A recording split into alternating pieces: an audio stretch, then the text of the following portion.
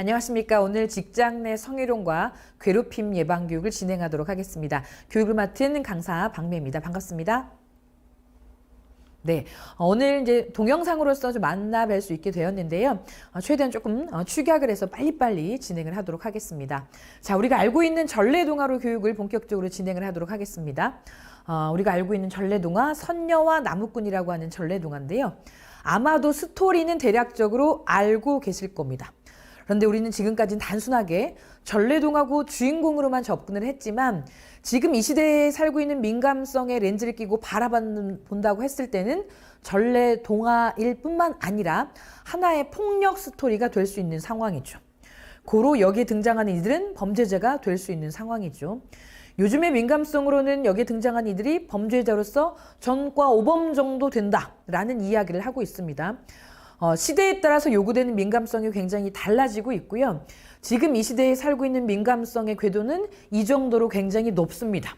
그래서 이 교육을 들으시는 분은 아니 왜 전래동화를 굳이 이런 식으로 접근해서 말씀하십니까? 라고도 이야기하실 수 있겠습니다만 지금 이 시대의 민감성, 요구되는 민감성은 이 정도라는 거죠. 무슨 얘기냐? 변화의 민감성의 속도가 KTX급이죠. 그런데 나는 이 민감 속도에 따라가지 못하고 예를 들자면 무궁화를 타고 간다라고 했을 때는 그 안에서 발생할 수 있는 여러 가지 간극이 있을 수 있겠죠. 그러면 조직생활을 하시면서 문제적인 지점이 생길 수 있다는 것이죠. 그래서 오늘 교육은 괴롭힘이냐 성희롱이냐 이런 것들이 중요한 게 아니고요.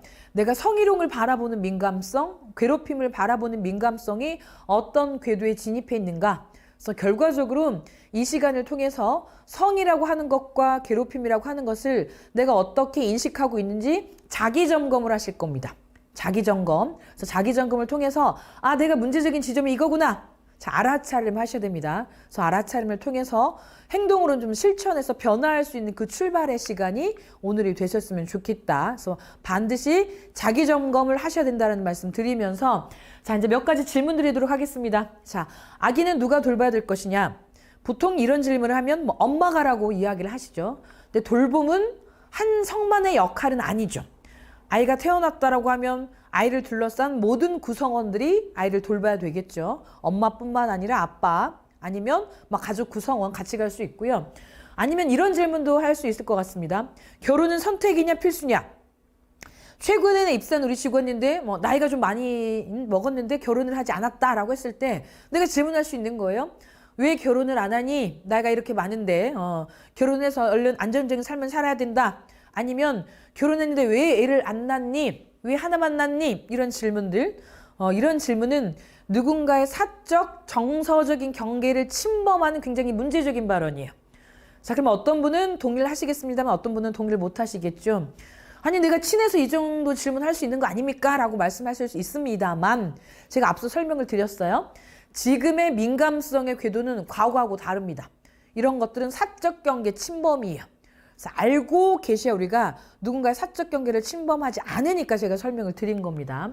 아니면 커피를 타드시면 지금은 본인이 각자 타드시잖아요. 특정성이 타야 된다거나 아니면 술자리도 마찬가지일 것 같습니다. 아니면 무슨 막내가 꼭 해야 된다거나 이런 기준은 없다는 거예요. 근데 우리는 이런 프레임, 박스를 설정해 놓고 왠지 젊은 직원이 왠지 여성이 이런 이야기를 하지만 이건 굉장히 이분법적으로 굉장히 문제될 수 있는 발언이다라는 말씀 드리고요. 또 우리가 이제 이 성별 프레임 안에 가장 많이 갇힐 겁니다. 남자는 이래야 돼, 여자는 이래야 돼. 회사에서 예를 들자면 어떤 힘쓰는 일을 해야 되는 상황인다라고 했을 때 보통 남직원들 다 오십시오. 자, 이거 하십시오. 이렇게 요구할 수 있다는 거예요. 근데 힘쓰는 일은 남성이 하는 게 아니죠. 힘쓰는 일은 힘을 좀 더 쓸 수 있는 사람이 할 수 있는 일이에요. 남성이라고 힘을 잘 쓰고 여성이라고 힘을 못 쓴다. 이건 아니라는 것이죠. 근데 우리는 역시나 이 성별 프레임 안에 갇히죠. 이런 건 남성이 아니면 회사에서 워크샵을 준비한다라고 했을 때 다과를 준비하거나 무언가를 준비한다 그러면 이런 것들은 여직원이 이렇게 얘기할 수 있다는 거예요. 자, 업무 중심에 둔 일은 남성이 하는 것이고 부수적인 일은 여성이 하는 것이 아니라, 그죠? 누구나 할 수 있다. 누구나 할 수 있다. 시간적인 여유가 좀 더 되는 사람이 할 수 있을 뿐인 것이지 우리는 성별로 접근하면서 이야기할 필요는 없다. 그래서 우리가 이 성희롱 예방교육에서 가장 중요한 단어가 이런 성별 고정관념입니다. 남자는 이래야 돼, 여자는 이래야 돼. 아마도 이제 조직생활 하시면서 내가 말끝마다 누군가에게 이런 이야기를 한 적은 없는지 점검을 하시는 거죠. 생각해보니, 내가 남자가 말이야, 여자가 말이야, 이런 이야기를 했구나. 자, 그러면, 이게 잘못됐구나. 이건 하나의 성차별적인 발언이구나. 라고 하는 걸 알아차림하셔야 되겠죠. 그래서 앞으로는 어떻게 하셔야 돼요? 행동으로 변화라고 제가 말씀을 드렸습니다. 그러면 더 이상의 이런 발언은 하시면 안 되겠죠. 그래서 이런 프레임 안에 갇히시면 안 된다. 그래서 여기서 반드시 자기 점검을 하셔라 라는 말씀을 드리고요. 요즘 시대는 이 정도로 민감성이 바뀌고 있습니다. 우리가 흔히 알고 있는, 마주하고 있는 화장실의 이미지예요. 자, 문제적인 지점이 있습니다. 요즘의 사람들은 민감성이 굉장히 다르다 보니까 문제제기를 하는 거예요. 왜 여성을 치마를 입은 주체로 묘사했습니까? 왜 여성을 빨간색으로 표현을 했습니까? 왜 남성은 바지를 입었습니까? 왜 남성은 파란색입니까? 남성은 이게 당연한 것이야. 여성은 이게 당연한 것이야. 당연한 건 없습니다. 우리가 당연한 게 바라봤을 뿐이죠. 그래서 여기 된 문제제기가 들어오다 보니까 지금 이렇게 바뀌었어요. 지금 순서가 좀 바뀌었는데, 자, 어깨색으로 구분을 합니다. 어깨색으로. 자, 어깨색이 주황색이다 그러면 여자 화장실, 어깨색이 민트색이다 그러면 남자 화장실을 의미합니다. 이런 거죠. 생긴 게 똑같지 않습니까? 이게 생김새로 사람을 규정하지 않는다. 그리고 특정 색으로 사람을 규정하지 않는다. 과거와는 굉장히 다른 민감성이죠. 이 정도로 민감성이 달라지고 있습니다. 그래서 반드시 이 시간을 통해서 내가 성이라고 하는 것과 몸이라고 하는 것에 대한 민감성을 점검을 하셔야 된다라는 말씀을 드립니다. 자, 2019년 고용노동부에서 설문조사를 했습니다. 복수응답이 가능했어요. 자, 상사 헤어지고 싶냐 그랬더니 굉장히 높은 수치에 72%가 그렇다. 복수를 꿈꾸냐 80%가. 자, 꼴 보기 싫은 직장 상사 일하고 있다라고 했더니 85%가 무려 굉장히 높은 수치 그렇다라는 답을 했다는 거죠. 이제 이 교육을 들으시는 분 중에 그러면 상사 위치에 계신 분이 계실 거고 부하 직원의 위치에 계신 분이 계실 겁니다. 그래서 이 설문조사를 보자면 상사가 문제다. 그런 이야기지 않습니까? 근데 제가 상사가 문제여서 이 자료를 가지고 온 건 아니겠죠. 그럼에도 불구하고 이 자료를 가지고 온 이유는 자, 이 교육을 들으시는 우리 회사에 다양한 위치가 있을 겁니다. 그죠? 입사한 지 얼마 안 되신 분 2년 차, 5년 차, 10년 차, 20년 차 다양하게 계실 건데요. 우리 조직의 문화라고 하는 게 형성이 되어 있을 겁니다. 근데 우리 조직의 문화는 보통의 조직 문화는 밑에 계신 분이 윗선의 조직 문화를 보고 따라가죠. 소위 말해서 답습을 하는 거죠. 답습. 제가 하고 싶은 얘기는 어떤 이야기냐. 윗선에 계신 분이 모두 문제입니다라는 이야기는 아니고요. 윗선에 계신 분이 일단 모범적인 모습을 보여주셔야 된다. 왜? 밑에서 이 문화를 답습할 거니까. 그래서 이 PT를 가지고 온 겁니다. 우리가 이제 괴롭힘이라고 하는 것은 힘의 논리예요. 힘의 논리. 즉 힘이 있는 사람이 힘이 없는 사람에게 무언가를 하겠죠. 조직 안에서는 힘이라고 하는 거는 직함이 되겠죠. 상무냐, 예를 들자면 이사냐, 부장이냐 이런 분들이 힘이 있을 수밖에 없게 되는 것이겠죠. 그래서 이 시간을 통해서 내가 어떤 힘을 갖고 있는지 이것도 이제 점검을 한번 해주셔야 되는데 이 괴롭힘이라고 하는 건 반드시 직함만의 문제는 아닙니다. 그죠? 직함만이 문제가 아니라 때로는 나이가 권력이 되기도 하겠죠. 그래서 직함은 예를 들면 직함은 과장인데 때로는 어떤 주임이 과장을 괴롭힘을 할 수도 있다는 거예요. 과장이 나이가 더 많거나 아니면 과장이 학벌이 더 높다거나 소위 말하는 경제적인 더 안정이 된다거나 이러면 이것도 하나의 힘의 논리에서 상위 위에 놓이는 경우가 되다 보니까 이것도 괴롭힘의 작동이 되는 원인 중에 하나입니다. 그래서 무슨 얘기냐? 일방적인 건 없다는 거예요. 소위 말하는 을질도 있을 수 있어요. 그렇지만 제가 오늘 하고 싶은 이야기는 힘의 논리라고 하는 게 작동이 되다 보니 그 안에서 내가 위치 갖고 있는 이 문제 안에서 어떤 언어와 어떤 행동들을 하는가 각자 위치에서 조금 점검을 한번 해보자. 자, 그러면 굉장히 많은 사람들이 상사에 대한 반감에 대해서 표시를 했는데 자, 그러면 왜 이렇게 반감이 많이 생겼냐라고 질문했더니 말 때문이었다 이런 얘기했어요. 말 때문이었다. 어떤 행동적인 측면도 있겠지만 이 언어적인 측면이 굉장히 강했다. 그래서 우리가 오늘 또 반드시 짚고 넘어가야 될 문제가 말에 대한 민감성을 키우셔야 되고요. 내가 구사하는 말이 누군가를 힘들게 하는 어떤 언어인 것인지, 누군가에게 뭐 에너지 뿜뿜할 수 있는 언어인 것인지 이 또한 점검을 하셨으면 좋겠다라는 말씀을 드리면서 오늘은 말에 대한 민감성, 그래서 말과 관련된 사례를 조금 설명을 드리도록 하겠습니다. 직장 상사의 최악의 폭언을 이제 사람이 내서 조사를 했더니 이와 같은 이야기를 했어요. 성희롱적인 폭언은 말 그대로 성적인 이슈를 접목시켜서 하는 이야기가 되겠죠. 요 사례는 뒤에서 계속적으로 나올 겁니다. 그리고 우리가 직장 내 성희롱과 관련된 예방교육을 굉장히 오래 들으셨을 거예요. 그럼에도 불구하고 성희롱의 성립 요건이 무엇입니까? 라고 제가 질문하면 답을 못하는 경우들이 제법 많았습니다. 성희롱의 성립 요건 1번은 뭐냐면 업무 관련성입니다. 업무 관련성. 그래서 예를 들자면 여성은 이쁘고 날씬해야 된다라는 질문이 들어왔을 때 나는 어떤 답을 할 것인가? 그럼 누구는 그래. 누구는 아니지. 몸은 다양할 수 있지. 누군 이러실 수 있잖아요.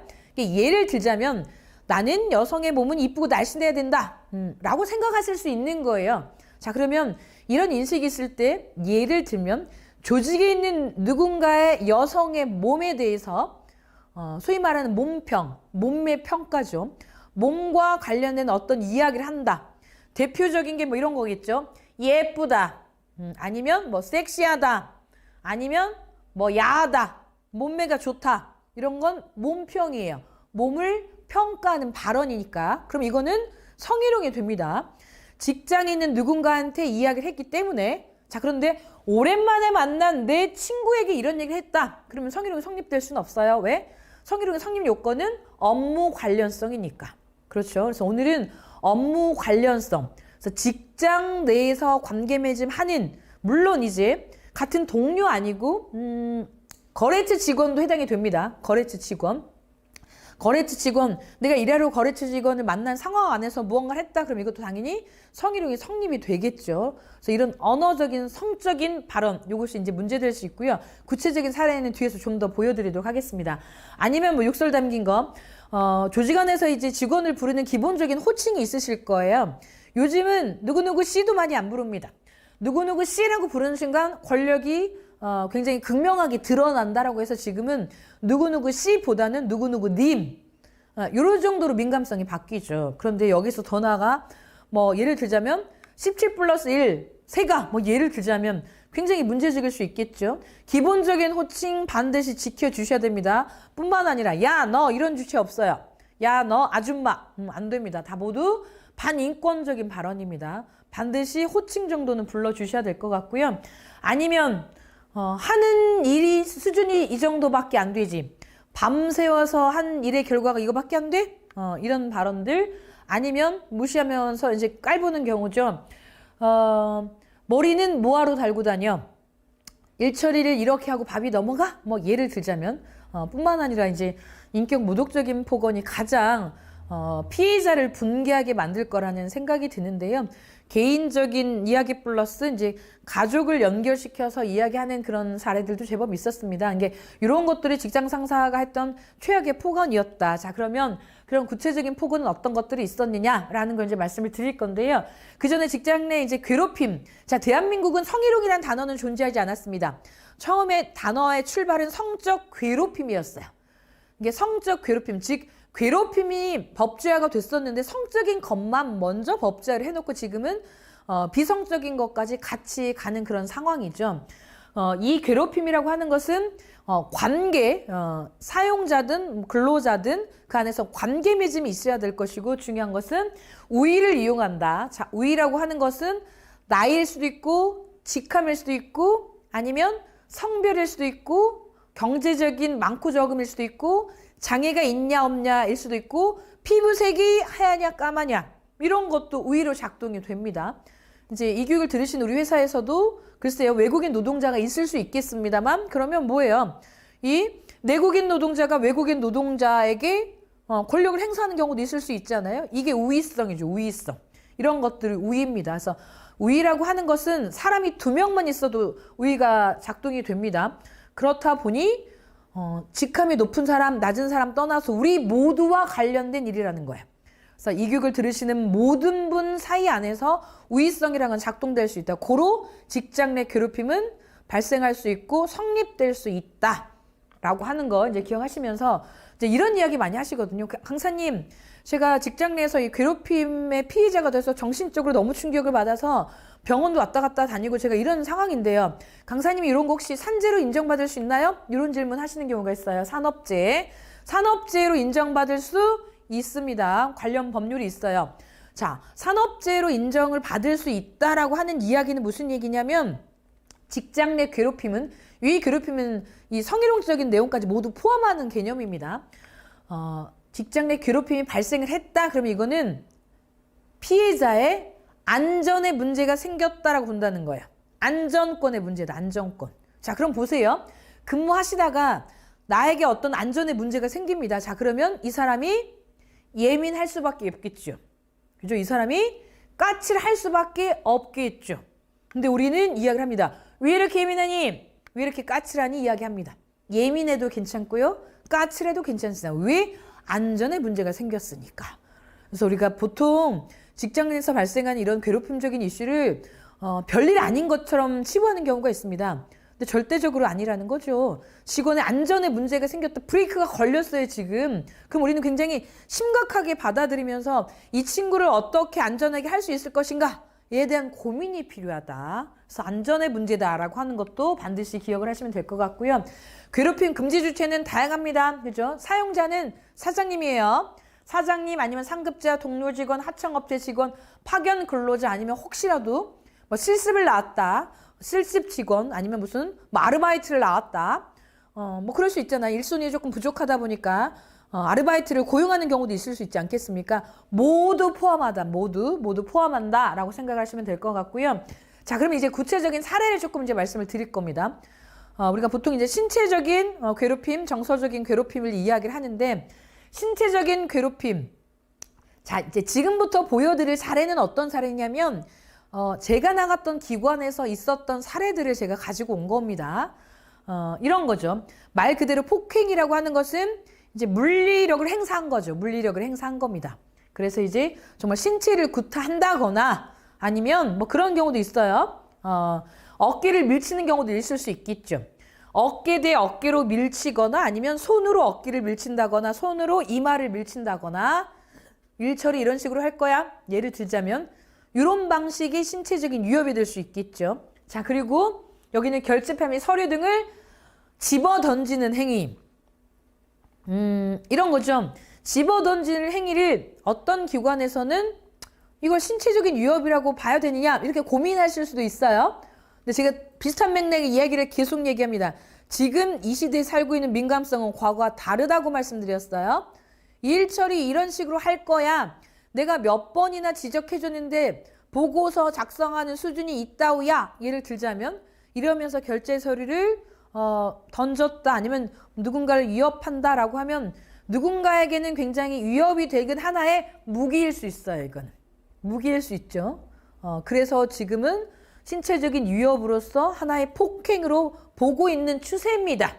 이게 요 정도의 민감성 요구된다라고 하는 걸 알고 계셔야 된다는 말씀을 드리고요. 아니면 책상을 친다거나 글쎄요, 이제 우리도 이제 현장이 있을 수 있을 거고 어떠한 이제 완성품을 만들어내는 곳일 수 있을 거라는 생각이 드는데 뭐 예를 들자면 잠깐 내가 자리를 비운 사이 불량품이 굉장히 많이 양산이 됐다라고 했을 때 그러면 여기에 대한 책임을 져야 되고 소위 말하는 윗선에 가서 어떤 질타를 들어야 되는 상황이지 않습니까? 그러면 관리자로서 굉장히 화가 날 수 있는 상황이죠. 그래서 정신 똑바로 안 차리는 거야 해서 예를 들자면 이 불량품을 막 쏟아 버린다거나 직원들 앞에서 뭐 던진다거나 이런 경우들도 있을 수 있겠죠. 이런 경우가 하나의 폭행으로서 우리가 규정할 수 있는 그런 상황이 될 수 있다. 특히 우리는 이 지금 물건을 가지고 지금 제가 사례를 들고 있지 않습니까? 뭐 결제판이라든가 아니면 지금 불량품. 우리가 현행 법상에서도 어떤 범죄를 저지를 때 도구를 사용해서 범죄를 저지르면 특수라는 단어가 붙어요. 양형의 2분의 1까지 가중처벌이 되는 상황이거든요. 그 정도로 굉장히 심각하게 위협이 될 수 있다. 그게 볼펜 하나일 수도 있고 굉장히 다양할 수 있다. 자, 그럼 질문 하나 드려볼게요. 직장 내 괴롭힘의 피해자가 생길 수 있죠. 제가 가령 피해자라고 생각을 해볼게요. 그러면 제가 피해자가 되면 회사에 일단 문제 제기를 하실 수 있을 거예요. 문제 제기를 하실 건데 문제 제기를 했는데 생각보다 가해자는 징계가 좀 약해. 이럴 수도 있죠. 솔직한 얘기로. 아니면 나는 이 가해자가 했던 행동을 나는 그냥 가볍게 넘길 수 없어라는 생각이 드실 수 있는 피해자도 있을 수 있잖아요. 그러면 이 피해자는 직장 내에서 발생한 괴롭힘적인 이슈를 가지고 개인적으로 이 사례를 끌고 나와서 경찰서에 신고할 수 있을까요? 신고할 수 있습니다. 자, 이 직장 내 괴롭힘은 법령 안에 어떻게 표기되어 있냐면 불법행위라고 명시되어 있어요. 불법행위. 불법행위는 범죄입니다. 그렇기 때문에 직장 내를 떠나서 개별적으로 경찰서에 끌고 가서 얼마든지 신고할 수 있는 범죄행위라는 거예요. 범죄행위. 그래서 결코 가볍게 생각할 일이 아니다라고 하는 것들 반드시 조금 기억을 하시면 좋겠고요. 이제 여기서부터는 이제 말과 관련된 이야기네요. 그래서 말에 대한 민감성을 키우셔야 됩니다. 이런 거죠. 옷차림에 대한 지적. 뭐 그렇죠. 깔끔한 옷차림으로 출근하고 뭐 이러면 좋겠습니다만 내가 입고 싶은 옷을 선택해서 입을 수 있는 권리가 있지 않습니까? 권리가. 자, 그런데 이제 이분은 뭐라고 이야기를 하시냐면 말끝마다 옷차림에 대한 지적인 거죠. 옷차림에 대한 지적. 자, 보세요. 근무하시다가 업무 능력이 조금 미숙하다.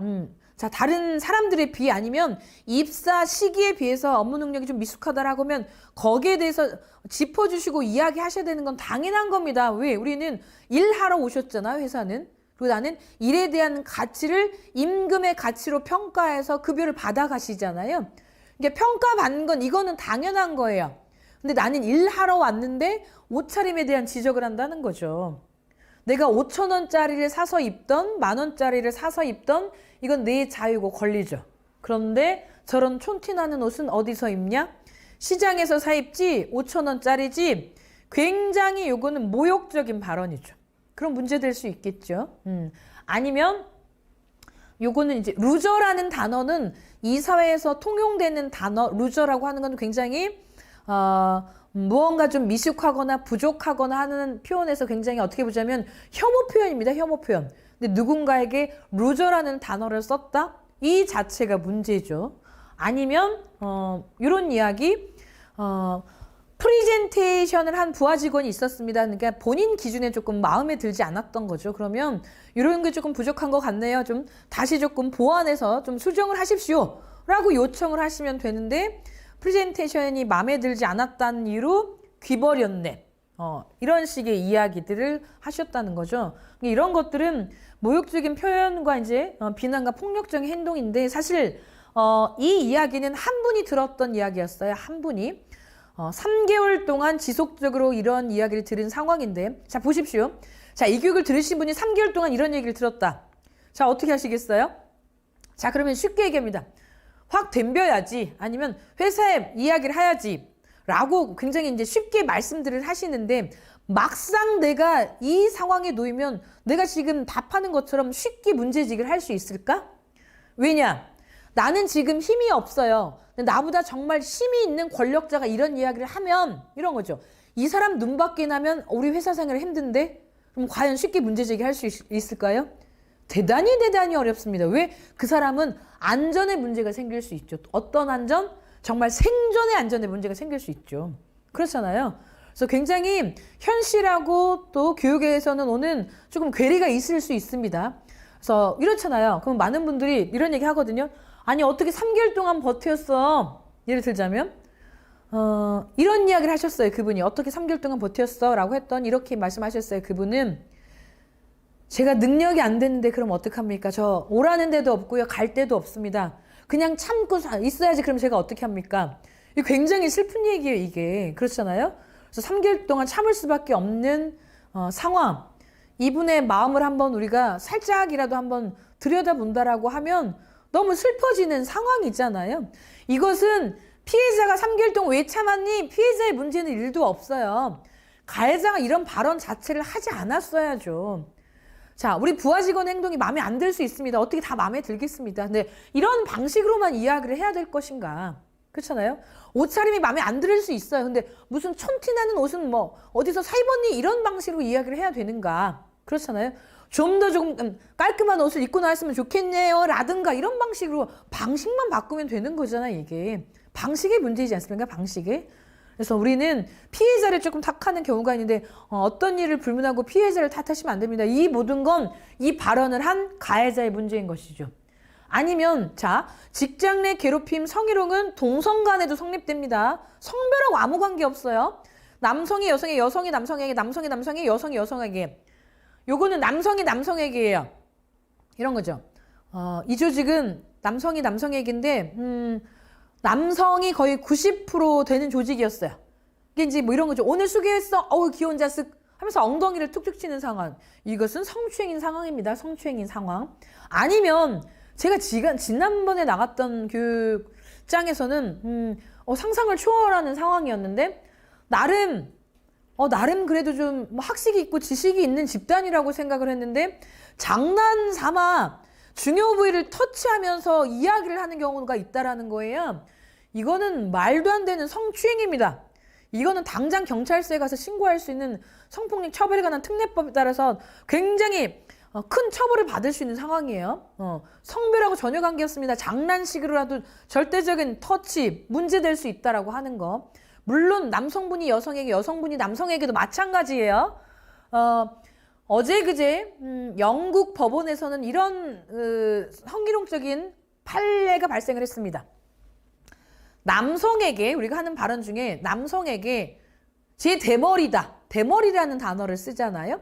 근데 우리 이 사회에서 우리가 통용되는 대머리라고 하는 의미는 굉장히 좋지 않잖아요. 좋지 않은 느낌을 가지고 있잖아요. 그래서 영국에서 뭐 어떤 그 판결을 내냐면 남성에게 대머리라는 단어를 쓰는 것은 여성에게 어떤 특정 신체 부위의 사이즈를 이야기하는 것과 버금가는 굉장히 누군가에게 모멸감을 줄 수 있는 발언이다 라고 판결을 내렸어요.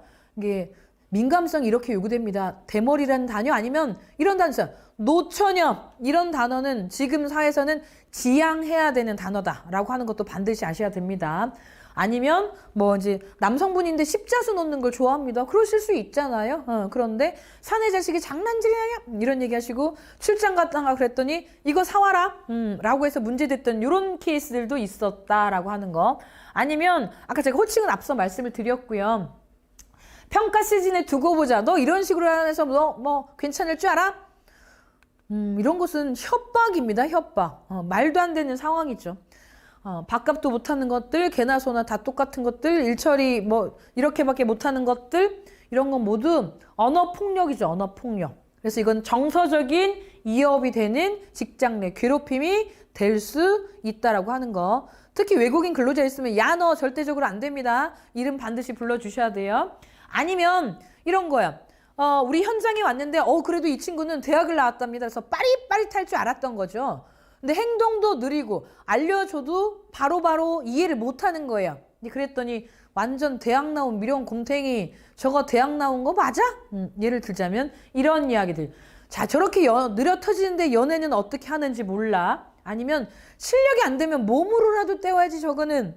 저런 기본적인 것도 갖춰 있지 않아. 뭐 이런 식의 이야기. 조롱과 비난의 이야기로서 문제가 됐던 케이스도 있고요. 아니면 제가 아는 지인인데요. 남성분이 남성에게 뭐라고 얘기했냐면 요즘 이제 나름 엔데믹이잖아요. 나름 엔데믹. 그렇다 보니까 막 사람들이 폭발적으로 막 지금 계절도 바뀌니까 술자리나 막 노래방 자리를 많이 간단 말이에요. 그래서 제 아는 지인이 아는 형님 이제 무리가 노래방을 가자고 해서 최근에 노래방을 갔던 거죠. 그래서 이 친구는 노래방 가면 맥주 한잔 시켜서 방방 뛰고 놀 것을 기대하고 갔는데 노래방 갔더니 무슨 도우미를 부른다는 거죠. 그래서 이 친구가 무슨 도우미냐? 요즘 세상에 말도 안 되는 거 아니냐? 나 이런 자리인 줄 알았으면 안 왔다. 이렇게 얘기했더니 주변에 있는 형님들이 이렇게 얘기한 거죠. 야, 너 사회생활도 못한다. 여자 부르는데 싫어? 너 여자 좋아해? 아니, 너 남자 좋아해? 뭐 이런 식의 이야기를 해서 문제가 됐던 그런 케이스들 있죠. 아니면 남자가 맞냐? 이런 비슷한 맥락의 이야기들. 보십시오. 요즘은 성희롱적인 발언 말 그대로 아까 몸평, 얼평 평가에 대한 발언 플러스 자 이런 이야기를 듣는다라고 하면 이분들은 여성의 몸을 그잖아요. 누군가를 위해서 대상화에 대한 몸으로 인식하고 있구나라고 하는 지점을 알게 되죠. 그러면 이 또한 문제 제기를 합니다. 그 정도로 민감성이 굉장히 요구되는 시대예요. 과거와는 굉장히 다릅니다. 아니면 말끝마다 몸무게 몇 킬로야? 딱 봐도 70킬로네. 70킬로는 적게 나가는 거죠. 이건 이제 여성 얘기였어요. 딱 봐도 70킬로네. 키가 그렇게 작은데 70킬로. 굴러다니겠다, 굴러다니겠어. 뭐 이런 식의 이야기들 다 몸평입니다. 몸평이에요. 몸매 평가, 얼굴 평가. 자, 그럼 이제 이 지점 질문하실 수 있어요. 아니, 강사님, 그래요. 무슨 굴러다니겠네. 뭐 그래서 남자친구가 있겠어는 비하적인 표현이니까 오케이, 이해합니다. 자, 그런데 예쁘다, 잘생겼다, 와, 살 빠지니까 보기 좋아 라는 얘기는 칭찬으로 하는데 왜 칭찬해줘도 난립니까? 이런 질문 하시거든요. 칭찬해줬는데 왜 난립니까? 라는 질문 하세요. 자, 그러면 예쁘다, 섹시하다, 야하다, 예를 들면 살 빠지니까 이쁘다, 이런 표현이 칭찬이 아닌 이유는 뭐냐? 아까 제가 말씀드렸어요. 회사는 일하러 온 곳이니까 업무 평가 받아야 된다 그랬어요. 그죠? 그런데 나는 일하러 왔는데 사람들은 뭘 평가한다고요? 외모로 평가한다는 거야. 일하러 온 곳인데 왜 외모를 평가하냐? 나는 외모를 평가해달라고 요청한 적이 없다. 그러니까 이게 문제적인 지점이 되는 것이죠. 절대적인 몸평, 얼평 안 된다. 다른 데로 보낸다. 이것도 협박이 될 수 있겠고요. 피드백 안 좋게 한다. 이것도 협박이 될 수 있겠죠. 진급해야지 전환시켜 줄게. 본인이 갖고 있는 권력, 즉 힘이 있으니까 이런 발언을 할 수 있겠죠. 모두 이거는 협박이 될 수 있는 상황이다. 아니면 제 얘기는 들을 필요 없어. 너희 얘기하지 마. 발언권 자체를 무시하는 경우도 있습니다. 아니면 특정 직원의 인사를 받지 않는 경우, 아니면 뭐 다 같이 회식을 간다거나 아니면 무슨 회의를 해야 되는 상황인데 특정 직원에게만 이 사실을 전달하지 않는 경우, 아니면 현장이다 그러면 우리가 보호구를 지급하는 경우 있잖아요. 보호구. 보호 장비를 지급을 해야 되는데 그 친구에게만 보호구를 지급하지 않는다. 이건 엄청난 안전사고하고 또 연결될 수 있는 지점이지 않습니까? 그래서 이런 것들이 문제적인 지점이 될 수 있겠고요. 몸평, 얼평은 제가 계속적으로 말씀을 드렸어요.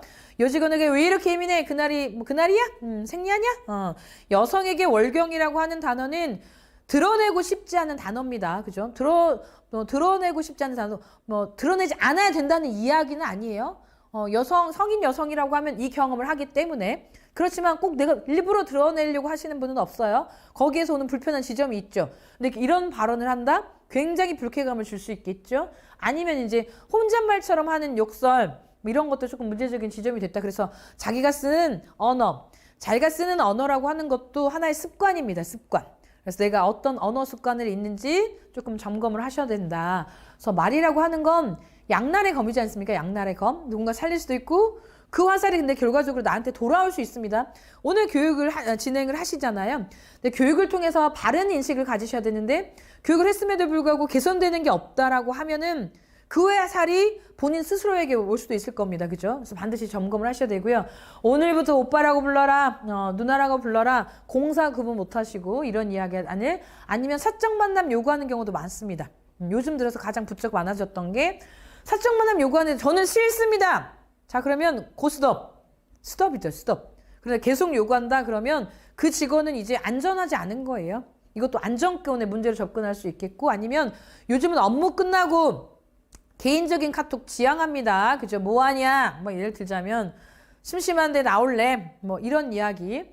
아니면 굳이 퇴근 다 하고 난 다음에 오늘 뭐 했는지 보고해. 이런 것들이 권력의 오남용으로서 이것도 문제다라고 이제 지적이 됐던 사례고요. 과거에 우리가 이런 얘기를 했어요. 남의 돈 먹기가 쉽냐? 스트레스 대가가 연봉이다. 그래서 까라면 까고 오라면 해야지. 지금 무슨 얘기냐면 부하 직원을 종속 노동의 대상이었어요. 내 밑에 있는 애, 내 마음대로 그냥 칼자루 휘둘러도 되는 애, 이런 식으로 생각했단 말이죠. 그렇다 보니 뭐 양진호 사건에서도 우리가 이제 알 수 있었듯이 그 사건을 통해서 지금의 법령까지 이제 개정이 돼서 오긴 했습니다만 지금은 그렇게 해서는 안 된다는 거죠. 민감성의 궤도가 굉장히 높기 때문에. 그래서 지금은 종속노동의 대상이 아니라 존중노동의 대상. 있는 그대로 존중. 외국인 노동자면 노동자대로 일을 못하면 못하는 대로 못하는데 그냥 끄덕끄덕 하라 그런 이야기가 아니에요. 잘못하는 건 지적을 해야 되겠지만 방식의 문제라고 제가 말씀을 드렸어요. 그래서 있는 그대로에 대한 존중은 하셔야 된다라고 하는 거 말씀을 드리면서 그래서 중요한 게 우리가 때렸다, 멍이 들었다, 신체적인 폭력의 위험성이라든가 결과치는 눈으로 확인이 돼요. 근데 말로 하는 거는 어떤 상처가 생길지 이 좋지 않은 악영향이 어떨지 우리가 몰라요. 그렇지만 중요한 건 사람의 마음에 어떤 더 큰 고통과 상처를 주는 건 말 한마디거든요. 그래서 우리가 이제 표창원 교수와 이제 신창원 씨인데 이런 거예요. 가정환경이 불우했고 그래서 이 교수가 관심이 많았고 이 신창원 씨와 면담을 하는 상황에서 과거에 이제 불우한 환경에 있다 보니 뭐 육성임 수업료를 늦게 냈더니만 선생님이라고 하는 사람이 돈도 못 낸 주제의 학교는 뭐하러 와? 라는 이야기를 했다. 그 이야기를 했을 때 내 마음에 악마가 싹트기 시작했다. 그럴 수 있죠. 조직생을 하시면서 우리 과장은 예를 드는 겁니다. 우리 과장은 왜 저런 식의 방식으로 나한테 이야기를 해? 라고 했을 때 누군가에게 증오나 그잖아요. 붕괴를 일으키는 대상이 될 수도 있는 것이잖아요. 이 말 한마디라고 하는 것들이. 그래서 우리가 이와 관련된 뉴스 소식도 미디어를 통해서 만납니다. 그 정도로 말 한마디의 영향력이 크다라고 하는 걸 이제 말씀드리면서 정리를 조금 하자면 내가 저 친구를 괴롭혀야지, 저 친구를 힘들게 해서 해야지라고 해서 어떤 언어를 구사하는 건 아니에요. 하나의 말버릇입니다. 말버릇. 그래서 말버릇에 대한 점검을 하셔야 되는데 이 말버릇뿐만 아니라 어떤 행동을 무심결에 하실 거라는 거예요.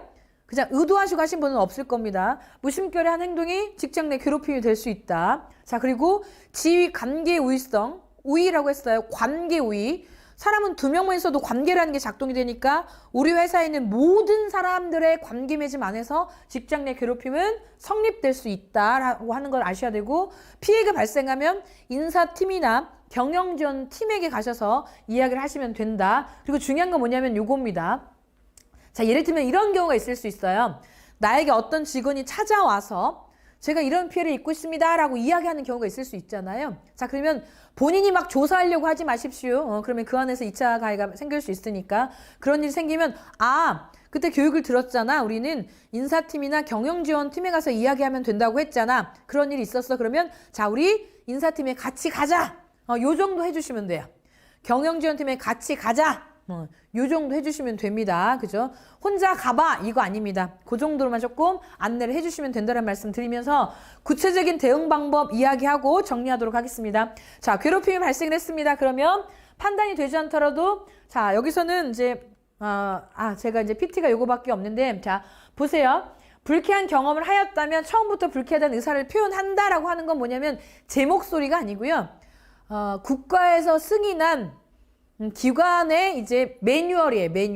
매뉴얼 내용이 이렇게 들어가 있어요. 처음부터 불쾌하다는 의사를 표현한다라고 되어 있는데 자, 보세요. 힘의 논리 안에서 힘이 없는 사람이 힘이 있는 사람에게 지금 괴롭힘의 피해를 입는 상황 안에서 왜 이렇게 합니까, 부장님? 저 싫습니다. 이렇게 얘기할 수 있을까요? 얘기 못합니다. 얘기 못하는데 처음부터 불쾌하다는 의사를 표현하래요. 이거 잘못됐다라고 제가 짚어드리려고 가지고 온 거예요. 이렇게 하시라는 얘기가 아니에요. 처음부터 불쾌하다는 의사표현을 할 수 있는 사람은 없습니다. 자, 그러면 어떻게 하면 좋냐? 그런 경험을 하였다면 어떻게 하셔야 되냐? 의사표현을 하셔도 좋고 못하셔도 좋아요. 왜? 이것은 피해자가 어떤 행동을 보였느냐가 중요한 게 아니라 가해자의 언동이 적절했느냐 아니었느냐 요것만 보면 돼요. 그래서 피해자 행동을 가지고 이야기하실 필요는 없다라고 하는 거 반드시 기억하시면서 그럼에도 불구하고 내가 조금 의사를 표현하고 싶다 이런 경우 있을 수 있잖아요. 그러면 자, 상대방의 어떤 행동이 그잖아요. 내가 어떤 느낌이 들었고 어떻게 불편한지 내 느낌, 나에게 미치는 영향에 대해서 이야기를 하고 그래서 앞으로는 자, 이렇게 안 했으면 좋겠습니다라고 하는 중지 요구 요 정도만 해주시면 되겠다라고 하는 거 말씀을 드리고요. 보통 우리가 만나서 대면해서 이렇게 얘기하는 경우도 있겠지만 쉽지 않을 수도 있어요. 그러면 그런 상황이면 메일이나 카톡이나 문자 보내세요.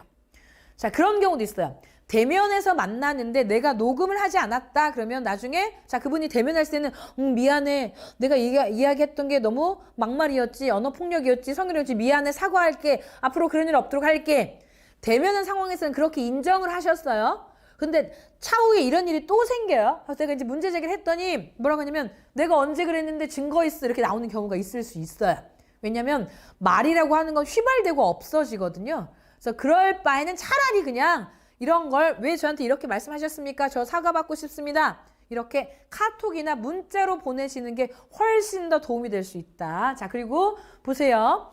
나와 상대방이 지금 대화하고 있는 상황에서 내가 녹음 버튼 누르는 것은 불법 아닙니다. 합법이에요, 합법. 그래서 얼마든지 녹음할 수 있어요. 또 이게 왜 중요하냐면 직장 내에만 문제 제기할 때는 관계가 없지만 제가 개별적으로 끌고 나와서 경찰서에 기소할 수 있다고 말씀을 드렸잖아요. 그러면 갔을 때 경찰서에서는 내 얘기만 듣고 끄덕끄덕 무슨 진술은 하겠지만 실질적으로 이제 조사를 하는 단계가 들어오면 내 얘기만 듣고 끄덕끄덕은 아니잖아요. 객관적인 사실 입증이 필요한 상황이니까 그때는 가장 변호사나 누군가 뭐 노무사나 가장 1번은 뭐냐? 녹취록 있습니까? 라고 하는 게 질문이 1번일 거예요. 그래서 그때 도움이 될 수 있으니까 참고적으로 아시라는 말씀 드리고요. 올해 또 이런 경우 하다 보니까 또 이런 일도 발생을 합니다. 내가 피해자가 됐어요. 이제 피해자가 됐어요. 피해자가 된 상황 안에서 그럼 피해자가 되면 어떻게 하면 된다고 할까? 경영지원팀, 인사팀 찾아가서 이야기하시면 되는 거잖아요. 근데 이분은 누구를 찾아갔느냐? 가해자를 찾아가죠. 가해자를 찾아가서 얘기하는 거죠. 나에게 했던 게 오늘 교육 들어보니 나에게 했던 게 직장 내 괴롭힘이었네. 언어폭력이었네. 성희롱이었네. 근데 내가 몰랐네. 자, 그런데 내가 우리 회사 인사팀에 가서 신고하면 예를 들자면 당신 여러모로 승진도 못하고 힘들 거잖아요. 그러니까 내가 신고를 안 할 테니까 알아서 저한테 성의 표현하세요. 예를 들자면 뭐 이런 식의 접근되는 사례들이 요즘 들어서 몇몇이 있었습니다. 이렇게 되면 요거는 협박죄가 될 수 있어요. 역으로 협박죄로 들어옵니다. 그래서 이런 거 뭐 고민할 필요 없습니다. 담당 부서에 가서 이야기를 해주시면 된다라고 하는 거 말씀을 드리고요. 이건 무조건적으로 알고 계셔야 돼요. 무조건적으로. 보통 괴롭힘이라고 하는 것은 다 있는 공간에서 드러내고 하는 경우도 있지만 단둘이 있는 경우에 하는 경우가 많아요. 단둘이. 무슨 얘기냐면 이런 거예요. 단둘이 있을 때만 하다 보니 나는 이 사람의 뭐라 그럴까요? 좋지 않은 모습들, 둘만 있을 나한테 어떤 언어폭력적인 언동을 한다는 걸 나는 아는데 다른 사람들은 모르는 거죠. 그래서 이 가해자를 굉장히 인성이 좋은 사람으로 알고 있는 거예요. 그럼 내 입장에서 어때요? 약간 기분이 불쾌하잖아요. 너무 화가 나잖아요. 저 사람의 실체는 그렇게 좋은 사람이 아니야. 지금 보여지는 건 좋아 보이지만 둘만 있을 때 얼마나 나한테 함부로 하는데 욕설을 하는데 화가 날 수 있잖아요. 그래서 안 되겠네. 이거 사람들한테 알려야 돼. 이런 생각 하실 수 있어요. 그래가지고 어떻게 하냐면 다른 사람들이 알만한 공간, 불특정 다수에게 이름, 석자, 실명을 공개하십니다. 이거 절대 안 돼요. 실명 공개하시면 그죠? 명예훼손으로 상대방이 역기소 바로 들어옵니다. 그래서 그런 일이 딱 생기면 바로 그냥 우리는 고민하지 마세요. 담당 부서에 찾아가셔서 이야기를 하시면 되고 담당자와 앞으로 어떻게 해야 될지 계속 이야기를 해나가시면 되니까 너무 복잡하게 생각하실 필요 없다라고 하는 건지 말씀을 드리면서 이제 정리를 하도록 하겠습니다. 사람은 누구나 불완전한 존재예요. 완전한 존재가 없습니다. 그래서 피해자도 될 수 있고 가해자도 될 수 있어요. 자, 피해자가 됐을 때는 무언가를 잘못해서 피해자가 된 것이 아닙니다. 그죠? 가해자가 그런 어떤 언동을 했기 때문에 피해자가 됐을 뿐이에요. 그래서 어떤 사례를 떠나서 피해자에게 잘못이 있다라고 하는 발언은 대단히 2차 가해적인 문제 발언이다. 플러스 지금까지 내가 너무나 그냥 아무 생각 없이 누군가에게 툭툭 던졌던 한마디가 누군가에게 굉장히 상처를 줄 수 있는 반인권적인 발언일 수 있겠구나라고 하는 그 지점을 누군가 오늘 이 시간을 통해서 조금 알게 된다라고 하면 앞으로는 더 이상의 연결되는 지점, 이 고리를 끊으시면 되는 것들이 있잖아요. 그래서 오늘 이 시간을 통해서 나를 조금 점검을 하시면서 문제적인 지점이 있다라고 하시면은 행동으로 변화해서 연결시키는 그 순간까지 가신다라고 하면은 앞으로가 중요하잖아요. 앞으로는 더 이상의 문제 없이 우리가 가실 수 있는 거니까 반드시 이 시간을 통해서 자기 점검을 하셨으면 좋겠다라는 말씀 드리면서 교육을 마무리 짓도록 하겠습니다. 긴 시간 교육받느라 너무 애쓰셨습니다. 네, 고맙습니다.